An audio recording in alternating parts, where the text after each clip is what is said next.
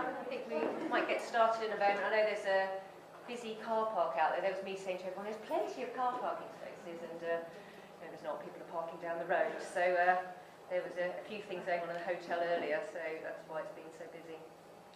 Anyway, we've got a few more people to arrive, so if we can just fill up some gaps, could we just move along? So if couples arrive, they can sit together, so that would be great. And it's always the front row, so those arrive last get the front row seats that nobody wants. There we go, sorry. Great for the old anxiety, isn't it, coming to the front row.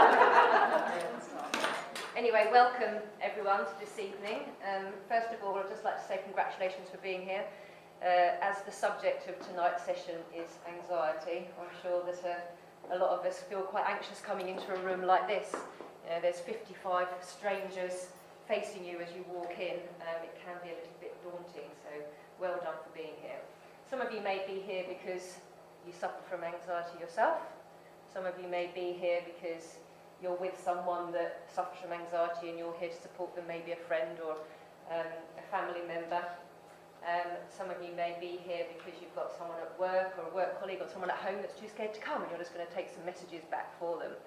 And some of you may be here because your mum said you're going and you haven't got an option. So welcome to all of you. Just to let you know, put your minds at rest. I'm not going to make anyone feel uncomfortable. I'm not going to get anyone to have to come up the front and present their life history to the group. So just relax, sit back and listen in to what I have to say. So anxiety for me is a topic that's close to my heart. As a youngster, I suffered terribly from anxiety.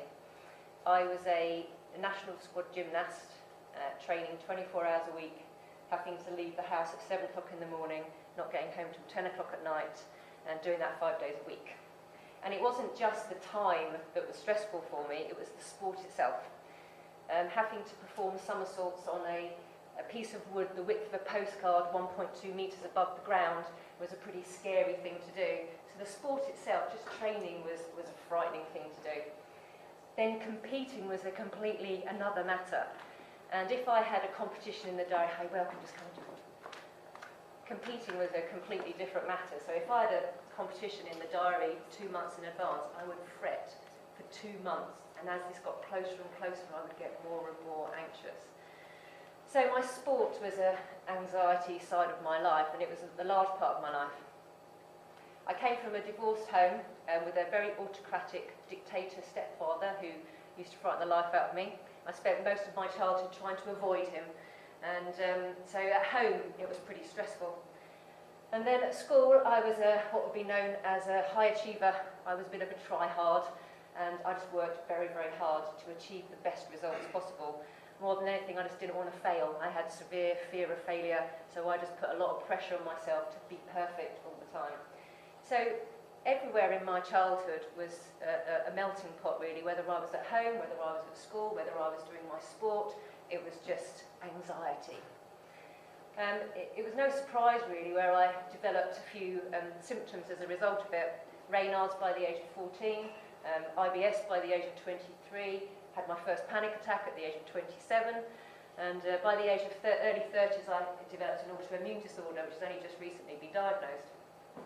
I think all of this is down to the stress and anxiety that I had as a child. And why do I tell you all this? Well, the reason why I tell you is I get it. You know, I've been there, I've experienced this horrible emotion of anxiety. As a result of that, all my life I've kind of worked with it. I have worked in the business of physical and mental health all the way through my life.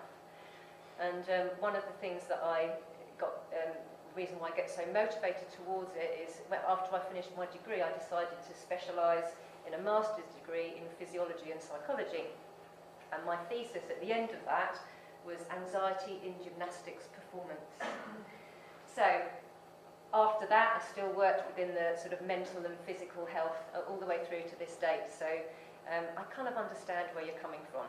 So what I'm going to teach today isn't necessarily the fact that I'm standing up here from a psychotherapist point of view, passing some information on to you. It's actually stuff that I've tried myself, and I do have some clients that are in the room here, and also I've passed those messages on to them as well. So for the last 20 years, that's the field that I've been working in. So we all get nervous from time to time. It's a completely natural emotion. It would be a bit strange if we didn't. We might get nervous before a big exam, which I know that there are some GCSEs and A-levels that people are in the middle of at the moment, so we may get nervous before that. As adults, we may get nervous before a job interview, or we may get nervous before our first day at work. We may get nervous just walking into a room like this. Hi, come in. That was a poignant moment, wasn't it, as I said that and you walked into the room. You may get nervous if you've got to do some public speaking. Yeah? They do say it's one of the greatest fears. Surveys when people do on their greatest fears in life, number one always tends to be public speaking. In fact, a recent bit of research I read, they had the top 10 fears. Number one, public speaking. Number 7 was death. People would rather die than stand up here and do what I'm doing this evening. So, walking into a crowded room, sometimes you walk into a room of strangers and you feel like this. You know, when you're walking late after class, you feel like everyone's staring at you, but actually, no, they're not. They're just all getting on with their lives, aren't they? They really aren't that interested in you walking into a room. They're more bothered worrying about themselves. It's a lovely little saying from William Yeats. There are no strangers here, only friends we have not yet met. And that's very true. Sometimes I used to feel if I walked into a room of strangers, you were a bunch of enemies, you're all there to attack me. And you're not actually, you're just friends that you have not yet met. So remember that phrase. So, yes, that might be one thing, is walking into a crowded room. Maybe walking into a room of people that you know. That might set you off with your anxiety. I know some children get nervous just walking into their classroom in the morning. Yeah? And that's people that you've known for 5 or 6 years of your life. And you feel nervous just doing that. So there are many things that trigger our nerves. And it can be nerves, it can be feeling on edge, it can be anxiety. And there are many things that trigger them. And it's a completely natural emotion. And it's here to keep us safe. Someone else outside the door. Do you want to come in? Hello, Mike. Come on in, Mike. I'm afraid, Mike, there's only a seat at the front. Oh, there's one there you can squeeze in.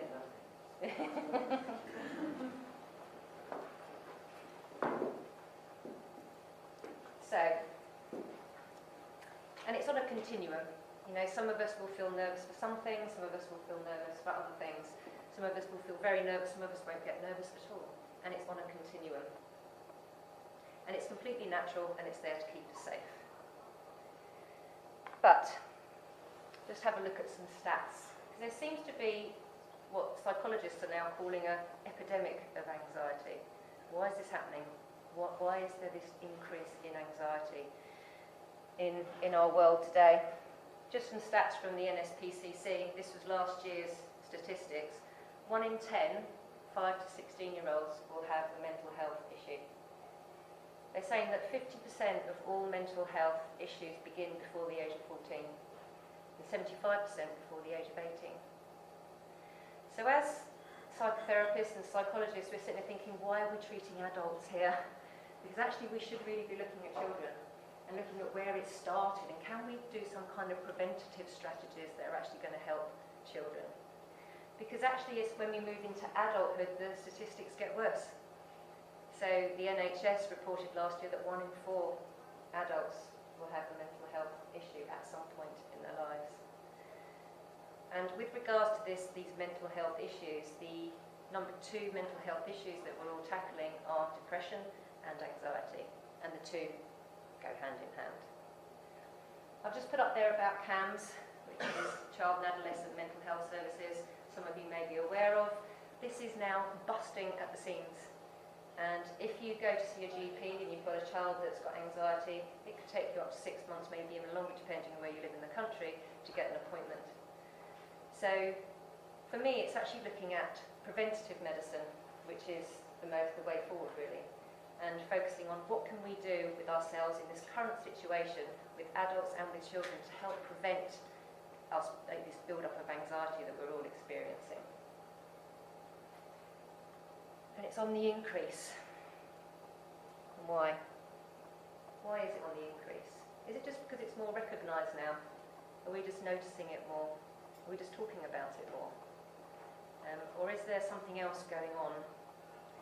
Well, there are a couple of theories that I'm going to introduce you to this evening. I feel that there are a number of reasons that is now scientifically proven as to why anxiety is on the increase. One of them is a new phrase in neuroscience called Nutritional Psychiatry, and it's about what we're eating. And we're all now aware of our diet and how our diet is affecting lots of things in our life. For example, diabetes is linked to our diet now, and Alzheimer's is now being linked to diet. And they're now linking mood and anxiety and depression to our diet. So it's something that I will talk about within these sessions. It wasn't something that I was going to put in, actually, but it's become so important now that I think that we need to mention it. The other area that I think is a reason for an increase in anxiety is overstimulation of our limbic system of our brain. So our limbic system sits at the core of our brain. It's the most primitive part of our brain, and all animals in the animal kingdom have a limbic system. It controls our essential behaviours. So our desire to eat and drink is one of the things it controls. It controls our emotions. It also houses our fight or flight centre. And you've probably heard of the fight or flight centre, which is that when we're under threat, we trigger this. And it actually gives us a split-second decision to decide to either turn and fight or to run. And we're hardwired from birth to actually respond to fast movements, bright lights, loud noises. We can't get away from it. It's instinctive. When we actually trigger the fight or flight centre, we release two main hormones, which is adrenaline and cortisol. And what these hormones do is they increase our heart rate, increase our blood flow, and they release sugar into our bloodstream.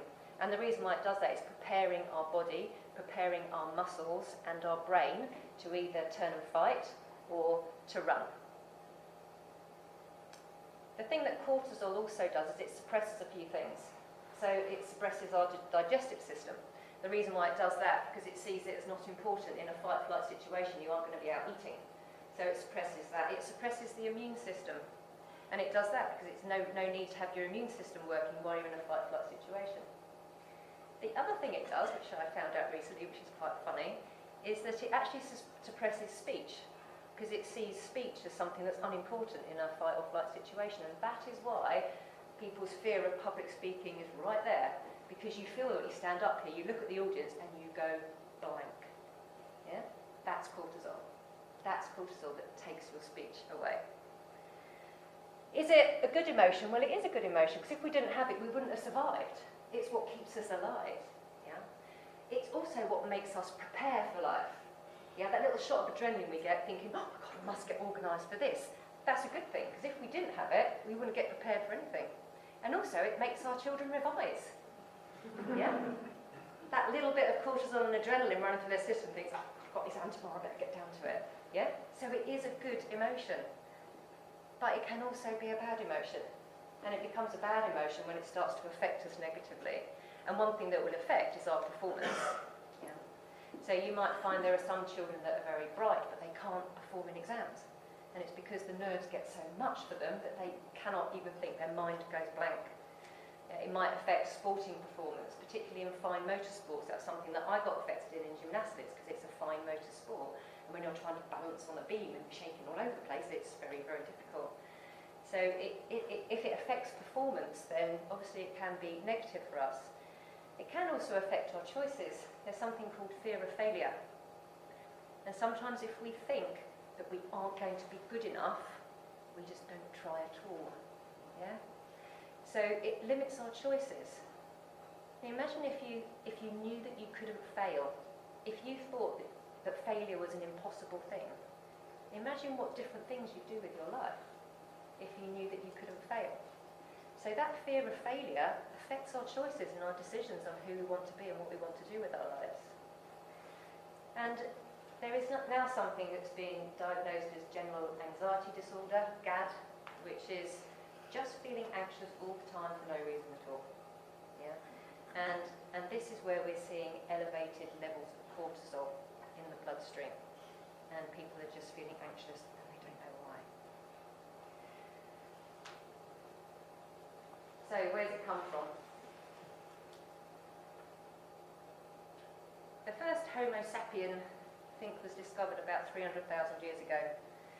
300,000 years ago, his fight and her fight or flight centre was very well entrenched. Yeah? The limbic system was very active by that stage. The thing is now, the fight or flight system is being triggered by many other things. This modern day world of the internet that we're living in has only been around for 30 years, the internet. Social media for only 15 years. Yeah? Our brain can't evolve that fast. Our brain has taken 300,000 years to get to this point. The last 15 years, it's not going to evolve, it's not going to change quick enough. So what's happened is it's been triggered a lot. Now I reckon Neanderthal man, his fight or flight system was probably triggered once a week when he was out chasing a wildebeest. Yeah. For us, it's being triggered daily. And not just daily, probably every moment. And it's being triggered by all of this.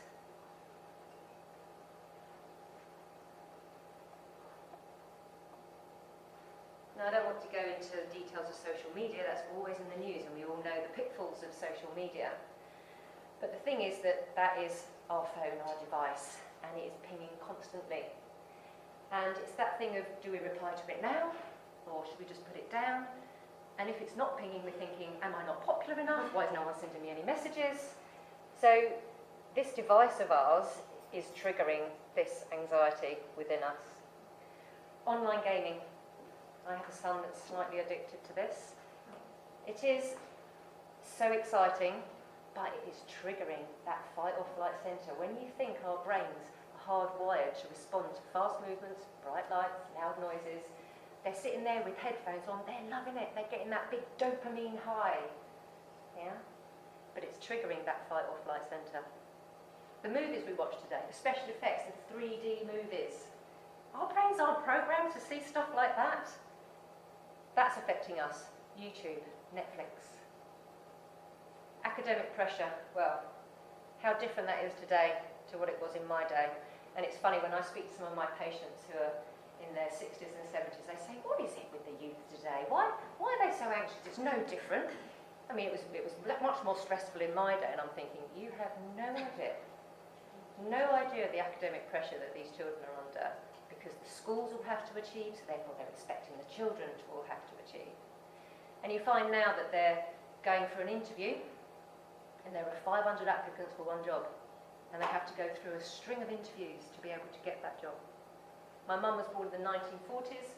She left school at the age of 15 without one qualification. She walked straight into a job. No CV, no application form, no interview.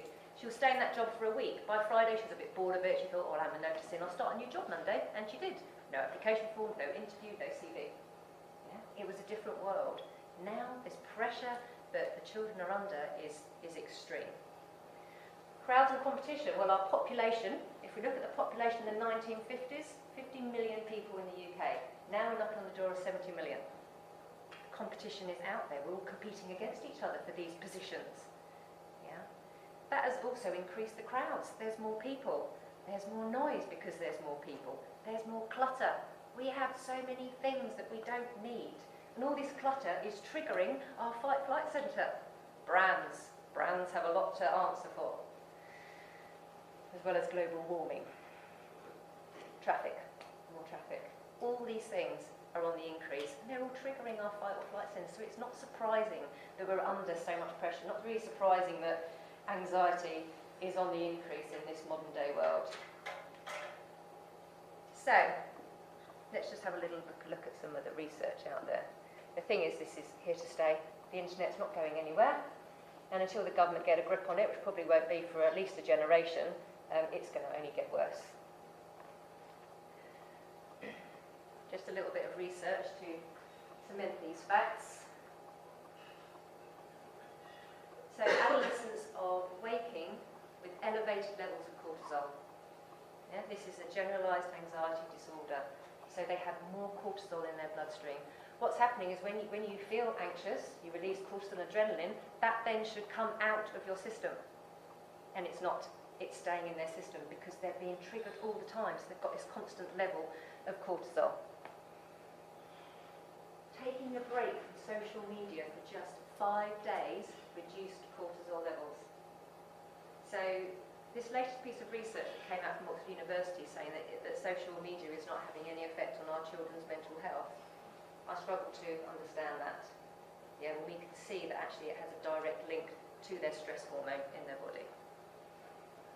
One thing that some of you I know do, and my daughter alerted me to this, and then I spoke to a few other mums going, yeah, my daughter does that as well. It's just an app that you may be interested in. Don't know if any of you know this app, but actually you put it, when you have it on your phone, you can set it, and for an hour it encourages you to not go on your phone. And in that hour you grow a tree. So when you set it, and you might be doing some revision, it means you have to put your phone down. And what's really funny is you'll find after 15 minutes you go to pick it up to check it, because it's habit now. We're always checking our phone. You look at it and think, oh, I've got 45 more minutes, I've got to grow that tree. And you'll put it down. You can do it with friends as well, so you can team up in a group, and then there's a bit of peer pressure. Because if you kill it and kill the tree, you kill everybody else's tree as well. So it's actually stopping people from going on their phone for an hour, which is brilliant. Yeah? Little tip. Wired and tired.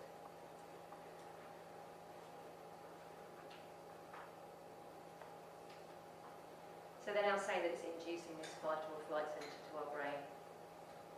And also we're finding that lack of sleep is reducing what's called our serotonin hormone, which is our happy hormone. It's the hormone that makes us feel at one and at peace with the world.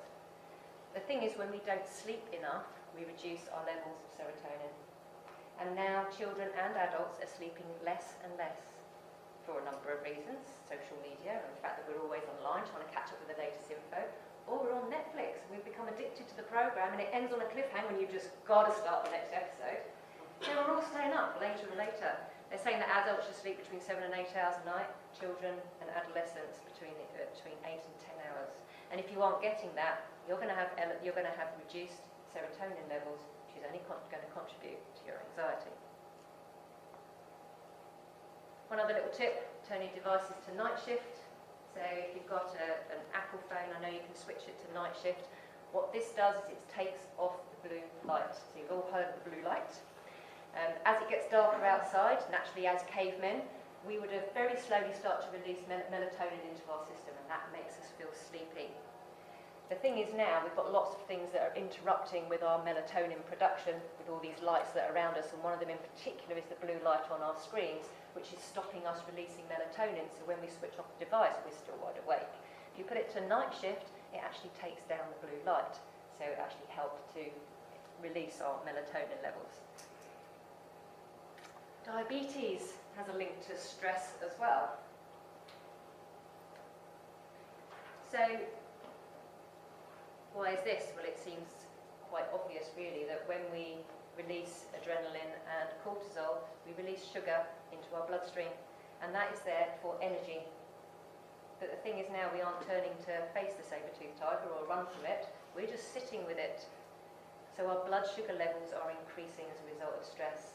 And when we release sugar into our bloodstream, we produce insulin, and insulin is there to take the sugar out and pass it to the muscles for energy. The thing is, we're now getting something called insulin resistance, which is leading to type 2 diabetes.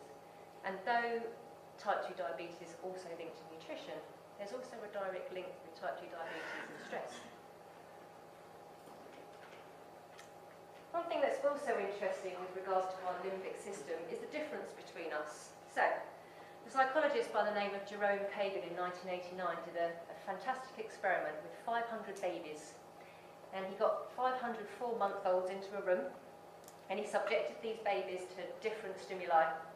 So there were bright lights and loud noises, fast-moving things, alcohol on swabs, different tastes, and he actually monitored how the babies responded. And what he found was that 20%, he called them high reactive, they went hysterical, kicking, screaming, not happy at all with the course of events. 40% didn't react at all, just lay there, cooing, gurgling, didn't even notice that all this stimuli was going on. And then there was the other 40%. He then tracked these babies through life. He recorded them at age 2, 5, 7, 11, through their teens, and now into adulthood. What he, in interestingly discovered was that the high reactive babies became introverts. When I first read that, I thought, that's funny. Why would that happen? 40% of low reactives became extroverts. What he theorised was that the high reactive babies had a very, very sensitive limbic system. So their limbic system was firing very easily and releasing adrenaline and cortisol. So as these children grew older, they shied away from loud noises, bright lights, dangerous things. They just avoided them. Yeah? Because they had enough adrenaline running through their system, they didn't need any more. What they found with the low reactive is they went in search of adrenaline, they hadn't got enough of it, they needed lots of stimuli to excite their limbic system. Yeah? So they became the extroverts. And the reason why I say this is that's why we're all very different. And some of us might sit there thinking, why do I get anxious and nobody else does? Why does that bother me? Because you've probably got a very sensitive limbic system. Yeah? And that's what makes you more anxious than other people. So where does this come from? Well, our brain, inside our head, we have a 3-pound lump of grey matter. Processes 30 billion bits of information per second, has 28 billion neurons and 100,000 miles of nerve fibres. To make sense of that, if I was going to take those nerve fibres and stretch them out into a line, they'd go round the equator of the Earth 4 times. That is how complex your neurology is. Yeah? You have inside of your brains and your central nervous system the most complicated computer on the planet. You have the ability to recognise a face in a fraction of a second because all your neurons can fire simultaneously. So with this immense power, why can't we just solve all the world's problems? Yeah, why can't we just not feel anxious when we're feeling anxious? The thing is, when we were born, no one gave us a user manual. No one gave us a user manual to our brain. They sent us to school to learn our ABCs and our 1, 2, 3, but no one told us how to manage us. Yeah? So that's what this program is about. It's about managing us. We're going to be using a couple of psychotherapy tools. One tool is mindfulness, and the other tool we're going to be using is from the field of neuro-linguistic programming. You've probably all heard of mindfulness. That sort of term that's banded around at the moment. The NHS are now using it as well. What is it? Well, it's about being mindfully aware. Is your mind full, or are you being mindful? You might often find when you're doing a familiar task that you aren't actually in that present moment. You're miles away. Yeah, you're thinking about something that happened yesterday, or you're worrying about something that you've got to do. You aren't actually in the moment, looking around you and taking it all in. You're in kind of an automatic pilot mode. And actually, mindfulness is the opposite of automatic pilot. It's about being in the moment and enjoying the moment for what it is. And it's very useful in the management of anxiety, because when you put yourself right in the moment, all fear disappears. Because fear is only there when we're worrying about something that's happened, or we're worrying about something that's going to happen. But if you just think of this moment now, there is no fear. Unless you're in a life-threatening situation, then obviously that's a very different subject. But the whole point of mindfulness is it puts you in the moment, and that actually helps us stop actually thinking of using unthoughtful ways of thinking or unuseful ways of thinking. Yeah. Fear can be described by this acronym. That's what it is. It's about our mind making up stuff. It's not actually in this present moment. Neuro-linguistic programming, or what's this? So, neuro stands for the brain and the central nervous system. Linguistic is the language of the brain. It's how we store information in our brain. So we either store it as pictures, as sounds, as smells, as taste, as touch. And that's how we store information inside our central nervous system. Programming is how we behave.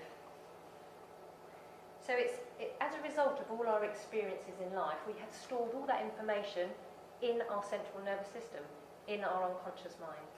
And what we've stored in there has a direct impact on the way that we behave. But it's not actually what we've stored and what we've experienced, it's how we've interpreted those experiences. And I'll come on to explain what that means. It's very useful in the management of anxiety, because anxiety is a program that you run. It's a program in your neurology that you run. What we do through tools of NLP is we reprogram you. Right, so your unconscious programming, where does it come from? So we take information in from the outside world through our 5 senses: visually, auditory, kinesthetically through touch, olfactory as smell, and gustatory as taste. And we take all that information initially into our conscious mind. The problem is our conscious mind has a very limited capacity. It can only process 7 plus or minus 2 pieces of information per second. And that is why when you have a shopping list, you can only remember between 5 and 9 items on that list. Sometimes you might be a bit lower than that, I might only remember 3. Yeah? So this is why it's really hard to revise, isn't it? Because you've got to remember huge amounts of information, so you have to get it into the unconscious mind. You can't keep it in the conscious mind. The thing is, our conscious mind is bombarded with 2.2 million bits of information per second. Now, this is an old bit of research. It's probably a lot more than that now with all this extra stimuli that's coming our way. But it can only process between 5 or 9, so what does it do with all this information? Well, it dumps it into our unconscious mind. But as you can see, I've left a little gap in the line there. And this is the key to everything. This is the key to our interpretation. What we do is we filter that information. What I'd like you to all do now is I'd like you all just to close your eyes for me.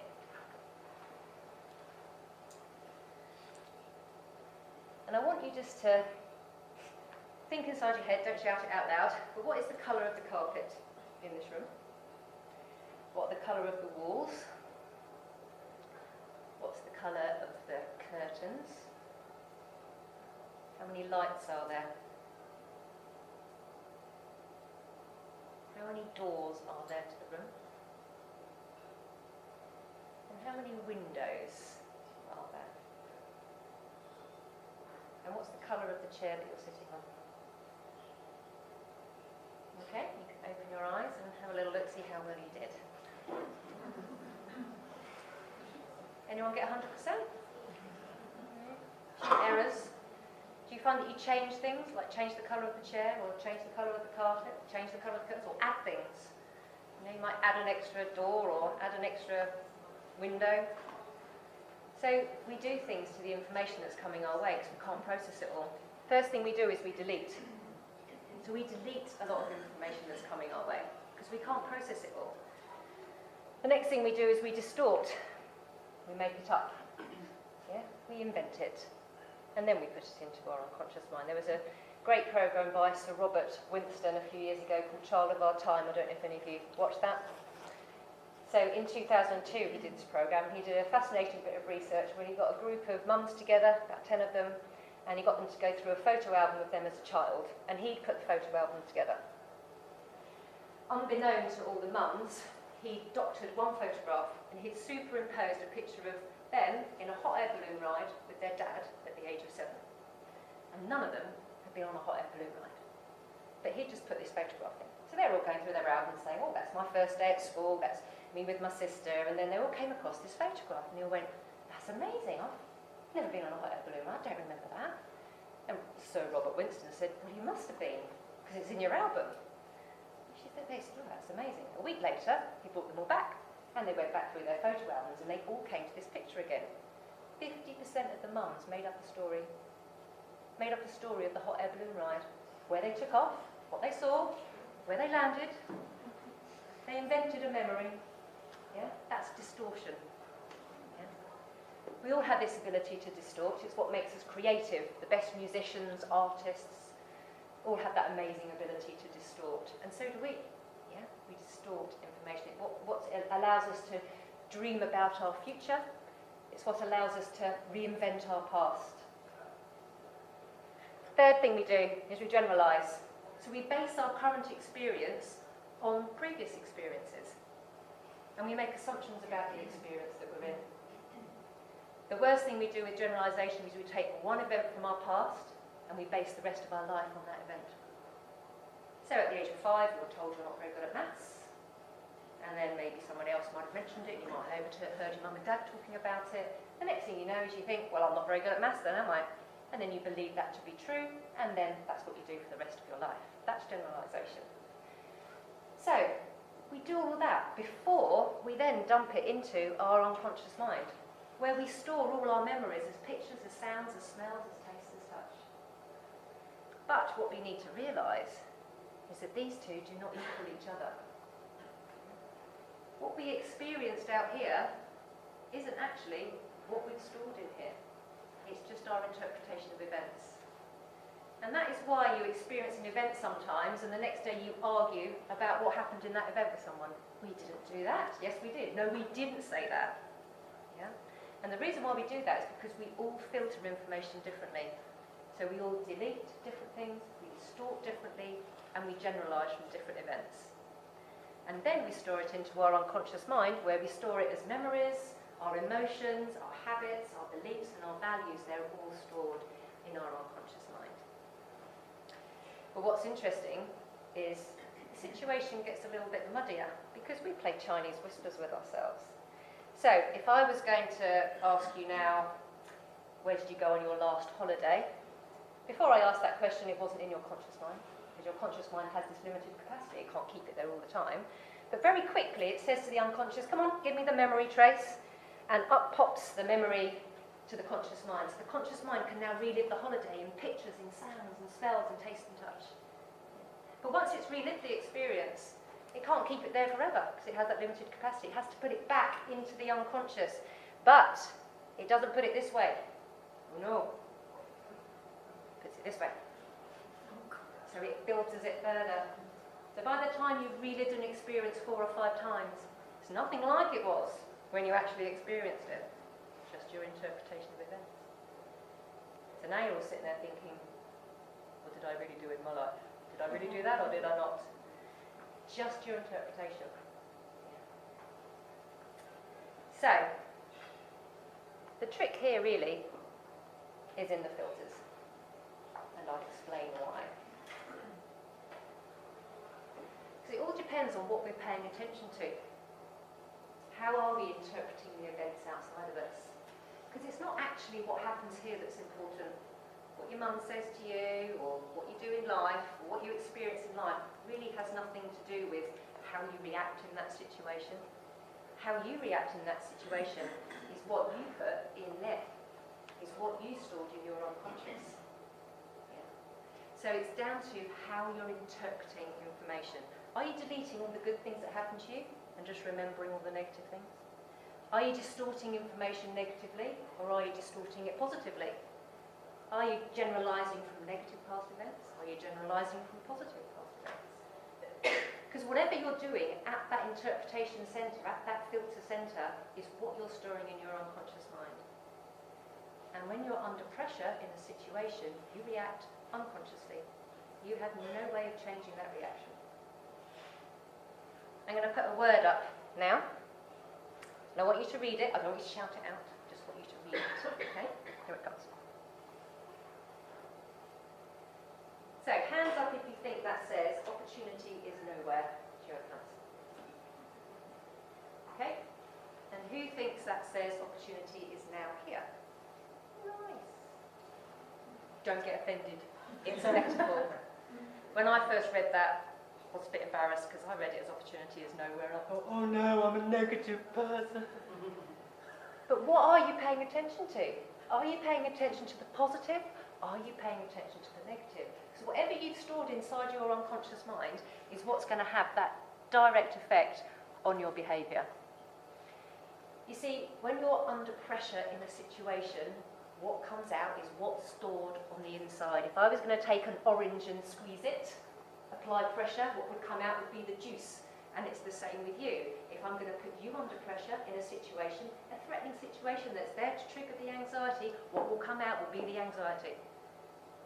So it's not actually the trigger or what's happening externally that's the problem. It's what you've stored inside of you. And we need to change those programs that we're running to be able to change the way that we then behave and the way that we then feel. So, how do we do that? Well, a number of things really. We need to consciously practice strategies. Yeah. And we need to practice them not in an anxiety moment. That's a time where you can't practice it. It's too late. The horse has already bolted. Yeah? You need to practice these strategies when you're in a calm situation. You need to practice calming your limbic system, taking this fight or flight centre down and out, so you're taking the threats away. And you need to also reprogram what you have stored in your unconscious mind. So, how are we going to do that? Well, through tools of NLP, we are going to be looking at strategies using 3 of our senses. And the reason why we use these 3 is because it's quite hard on the spur of the moment to be able to use your sense of smell and your sense of taste. But what you can do in an instant is you can manipulate the images that you're holding in your mind. You can manipulate what you're saying to yourself. And you can also manipulate what you're doing with your body. And these 3 things all have a direct impact on the way that you feel. Yeah. So the strategies that we will be working on are visual strategies, auditory strategies, and kinesthetic strategies. Mindfulness comes into all of those as well. And there's a lot of kinesthetic strategies within the field of mindfulness. So, it's about becoming mindfully aware. The first strategy that I'm going to ask you to do when you leave here today, before our next session together, is to create what I call a grateful photo album. What this does is it encourages you to be in the moment. So it encourages you to be mindful. What you need to do is every day just take one photo of something that you're grateful for. Just one. What it does is it makes you look for things that you're grateful for, and it also makes you be in the moment. Yeah? I want you to create a little grateful photo album on your phone, and I want you to drop your photos into this. Now, when I first did this exercise, it surprised me really. It isn't what you expect. So my first picture was this. And I'll explain. First day I started this exercise, I drove into Fleet Shopping Centre, and I have a favourite car parking space in Fleet. Is it your one as well? Yeah. It's my favourite space. And as I drove up the ramp, I saw it and I was like, I don't believe it! It's my favourite space! And you can see why it's the favourite of obviously a number of other people here, because it's right next to the trolleys, right next to the lift, and you've got loads of space behind your car to load up your boot. Yeah? So I thought, God, take a photo. How embarrassing. So I got out of the car, got a photo of my car. So that was my first picture in my photo album. My next picture was a picture of the colour green. You see, have you ever noticed how many shades green comes in? Hundreds of different shades. But the thing is, we don't notice it, do we? We're too busy. Too busy to notice the colour, the shades of green that we're walking through in our everyday life. Colour green and all the different shades. My next picture, sunflowers. See, I love sunflowers. I think the reason why I love them is because they always turn to face the sun. And you see a field of sunflowers facing the east in the morning and then all facing the west in the afternoon. Anyway, quite proud of myself that I'd created this album and put all these pictures in. About 4 or 5 days later, I sat up in bed in the morning with my husband. Makes me a cup of tea every morning, bless him. And I sat there drinking my tea and I said, oh, I've been doing this great exercise. I said, what's that? I said, I've created this grateful photo album. He said, oh, that sounds good. I said, yeah, it's just been brilliant. Now I've been taking all these pictures of things that I'm grateful for in my life. He said, well, let's have a look. I thought, oh no. Passed it to him, you know what's coming, don't you? He flicks through. Oh, great. He said, pictures of a car in a car parking space, but no picture of me. Now, those who know my husband are all laughing because they know exactly that sort of thing we say. So I thought, okay, I better take one of him. So a picture of him with me. So he's now in the Grateful album as well. There are some pictures of my kids and my dog as well in there. So yeah, so that's the Grateful photo. Now, what's lovely about, I'm going to take him off now because he's just a bit distracted. But it's lovely because you've got this album now that you can just flick through. So whenever you're having that sort of bit of a down moment, just look through your Grateful album and think of all those lovely things that you're grateful for, and it isn't what you expect. It's real simple things, like sunflowers. Yeah, like carpet spaces. So that's the first exercise I'd like you to do, and you're starting to become mindfully aware. Yeah? And what this is doing is calming our limbic system, which is what we want to do. Next strategy that I'm just going to drop into this evening, which I will elaborate on as the programme runs through, is about what we eat. So you've all heard the saying, you are what you eat. Well, actually you aren't. You are what you absorb. And you absorb your food in your gut. That's how you absorb your food. So it all depends on the health of our gut as to what it is that we're absorbing. So this field of nutritional psychiatry, which I'll introduce to you now, is a very, very interesting field of neuroscience. In our guts, we have about 250,000,000 bacteria, yeast and fungi. We only have 37 trillion human cells. The ratio of bugs to human cells is 9:1. So you are only 10% human, 90% bugs. Yeah. You have your own Amazon rainforest in there, and you're responsible for feeding it the right foods. If you don't feed it the right foods, it will let you know.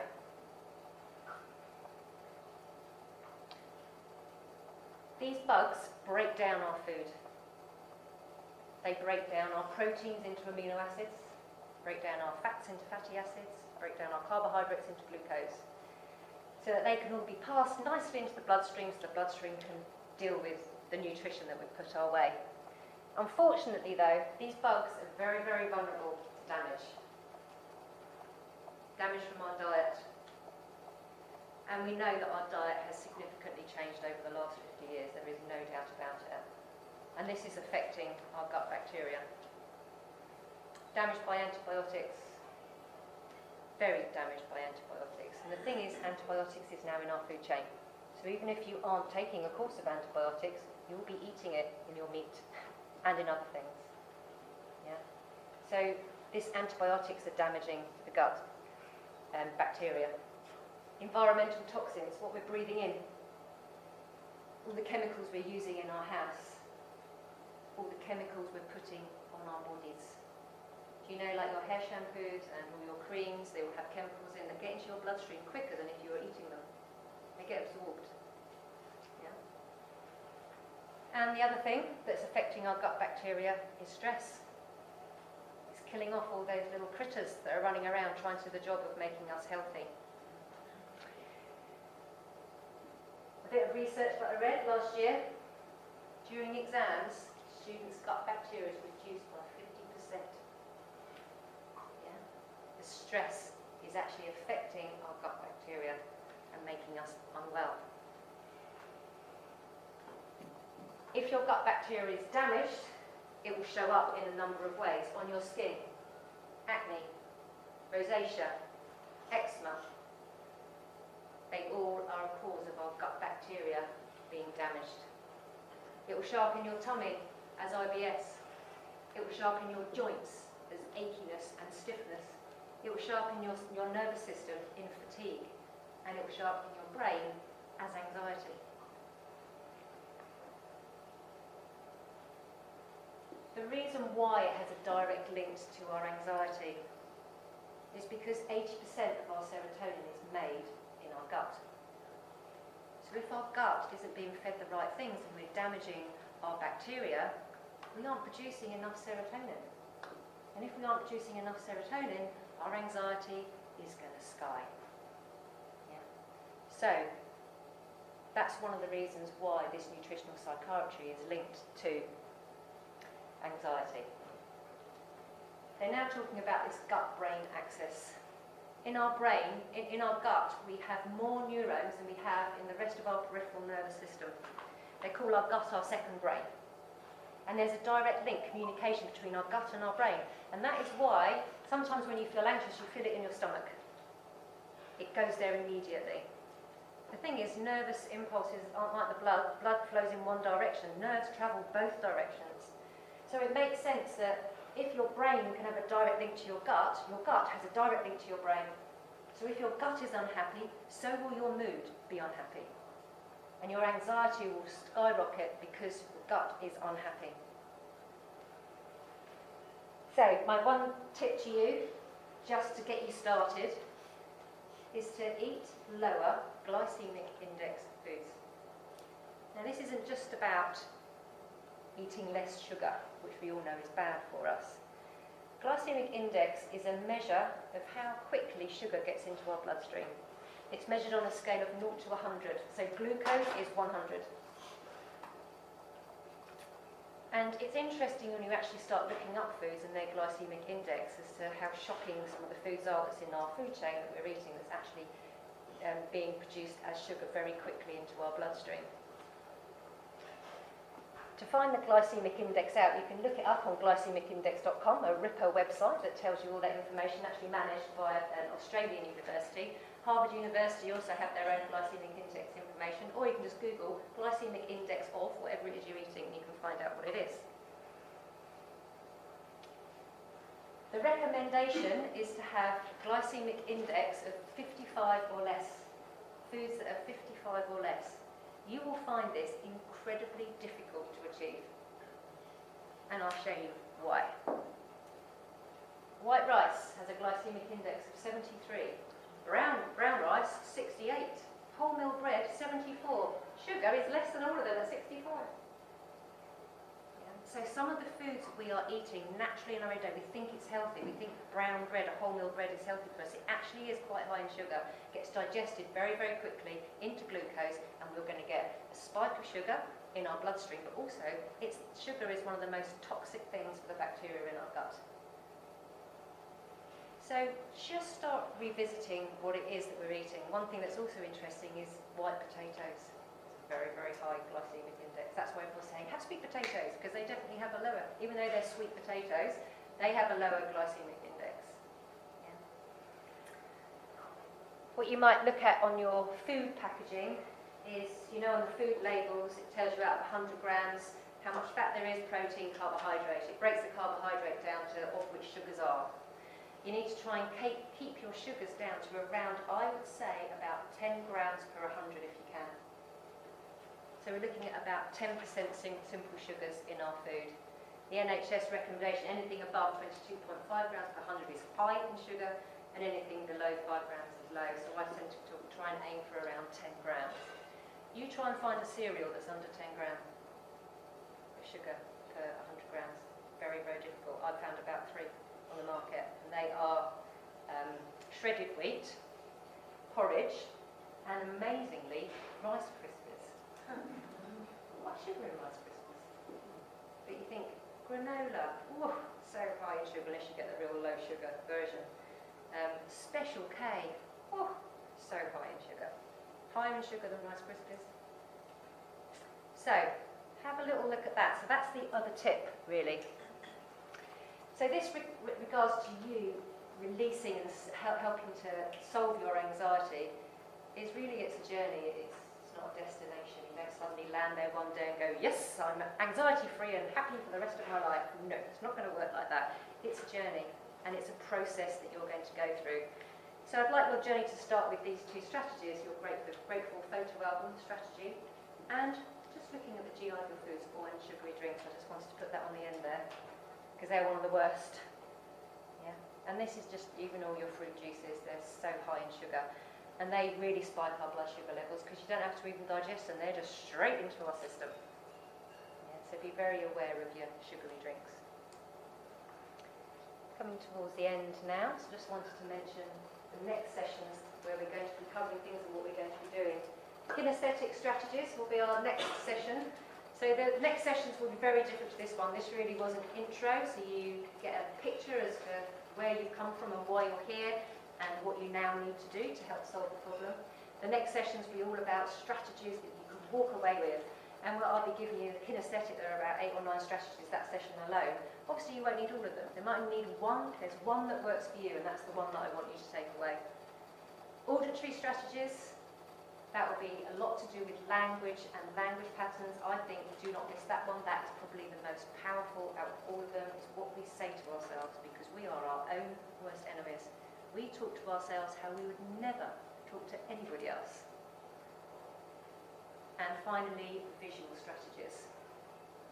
And then, if you're interested, we will run a fifth one on the microbiome and nutritional psychiatry if there's an interest for it. So, that brings me to the end of the session. If anyone's got any questions, you can either ask now, or I'll be hanging around as long as you need, and you can come and ask me lots of questions later if you wish. Has anyone got any questions they'd like to ask now? Thank you very much for listening. Hope you've enjoyed it and look forward to seeing you at future sessions. If you want to sign up, you can either contact me direct through email, you've all now got my email address, or you can just go onto our website and sign up there. Thank you very much.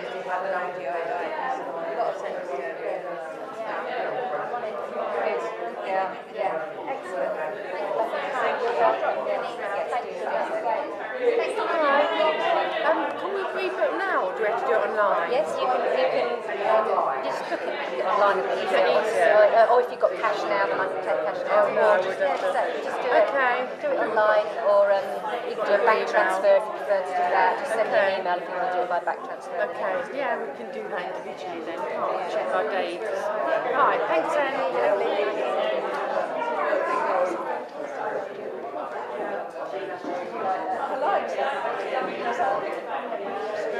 Lots of others also do gratitude journaling, they can find things, and you just actually, that's too much.